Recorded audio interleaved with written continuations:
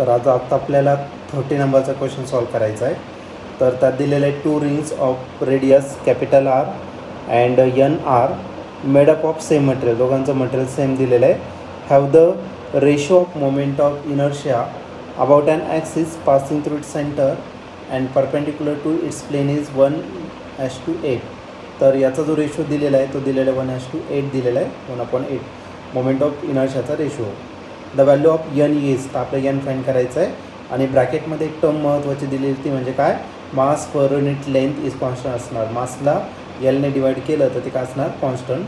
तर हा क्वेश्चन 2020ला आलेला आहे. तर त्याचे 4 ऑप्शन आहे.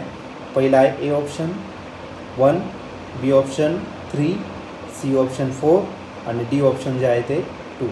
चला तर बघूया याचा आन्सर काय असेल. क्वेश्चनमध्ये आपल्याला 2 रिंग्स दिलेले आहे. एकाचं रेडियस R आहे.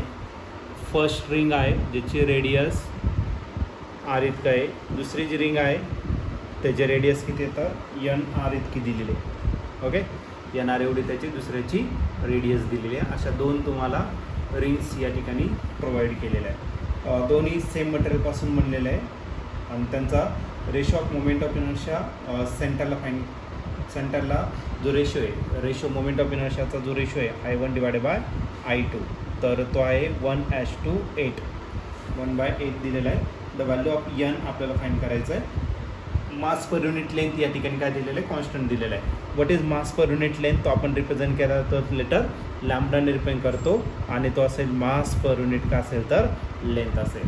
ओके, मग जर मास जर फाइंड करायचा असेल तर मास का असणार तर तुमचं लॅम्बडा इंटू L. तर हा पॉईंट तुम्हाला या ठिकाणी यूज करावं लागणार. ठीक आहे. आता मोमेंट ऑफ इनर्शिया दिलेला आहे. मोमेंट ऑफ इनर्शियाचा रेशो दिलेला आहे. जर तुम्ही रिंग जर घेतलं तर रिंगचा मोमेंट ऑफ इनर्शिया किती असतो, mr². M1 R1² घेऊ आणि I2 घेतला तर M2 R2² आणि हा जो रेशो आहे तो किती दिला तर 1/8 इतका दिलेला आहे. आता पुढे R1ची जर व्हॅल्यू टाकली किंवा मास जर घेतला तर मासचा फॉर्म्युला काय, लॅम्बडा इंटू L. मग लॅम्बडा इंटू L1 घेऊ आणि हा काय झाला तर R1² divided bye lambda into L2 आणि हा झाला R2² is equal to 1/8. Lambda तर कॉन्स्टंट आहे म्हणजे लॅम्बडा आणि लॅम्बडा काय झाला, कॅन्सल झाला. मग राहिला काय, L1 R1² divided by L2 R2² is equal to 1/8. आता रिंग दिलेली आहे. रिंगची लेंथ किती असते, 2πr.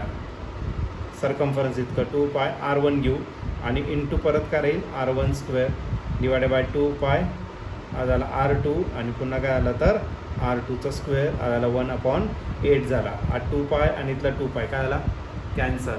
R1 इंटू R1² R1चा काय झाला, क्यूब झाला. R1³ divided by R2³. Okay, आणि हा जो रेशो आहे तो किती आला तर 1/8. आता याचं काय करू आपण, फायनली क्यूब रूट घेणार. क्यूब रूट जर घेतलं तर R1 डिवायडेड बाय R2. 1चा क्यूब रूट किती असेल, 1च असेल आणि 2चा जो क्यूब रूट आहे तो किती, 8चा क्यूब रूट जो आहे तो किती असणार, 2 असेल. पण R1ची व्हॅल्यू किती दिलेली आहे, कॅपिटल Rच घेऊयाला. R1ची व्हॅल्यू कॅपिटल R दिलेली आहे आणि R2ची व्हॅल्यू किती दिली तर NR टाकून देतं.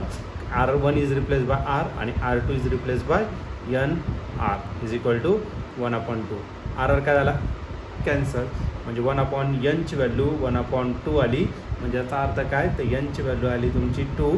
आणि जर तुम्ही ऑप्शन चेक केलं तर ऑप्शन नंबर D हा तुमचा या ठिकाणी मॅच होतो आहे. तर आपल्या या क्वेश्चनचं जे आन्सर आहे ते ऑप्शन D असेल.